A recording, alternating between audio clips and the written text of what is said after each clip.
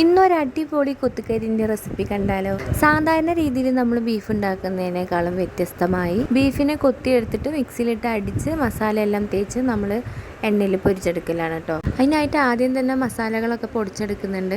കുരുമുളക് പൊടിച്ചെടുത്തിട്ടുണ്ട്. ഗരം മസാല പ്രിപ്പയർ ആക്കാനും വേണ്ടിയിട്ട് 100 ഗ്രാം പട്ട, 10 ഗ്രാം ക്രാമ്പു, അതുപോലെ 10 ഗ്രാം ഏലക്ക, അങ്ങനെയാണ് കേട്ടോ എടുക്കുന്നത്.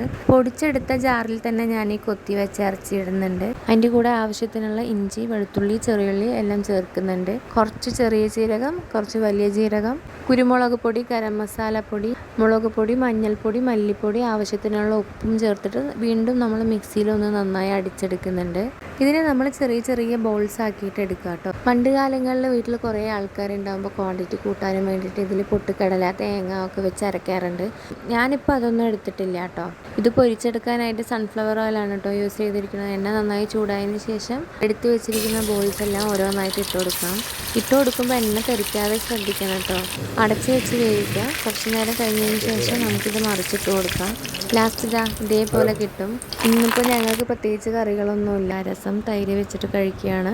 ഇത് ഒരെണ്ണം മതി ഒരു പ്ലേറ്റ് ചോറ് കഴിക്കാനായിട്ട്. അത്രയ്ക്ക് ടേസ്റ്റാണ് കേട്ടോ. ഒരിക്കലെങ്കിലും നിങ്ങളിത് ട്രൈ ചെയ്ത് നോക്കുക. വീഡിയോ ഇഷ്ടപ്പെട്ടാൽ ലൈക്ക് ചെയ്യുക, സബ്സ്ക്രൈബ് ചെയ്യുക കേട്ടോ.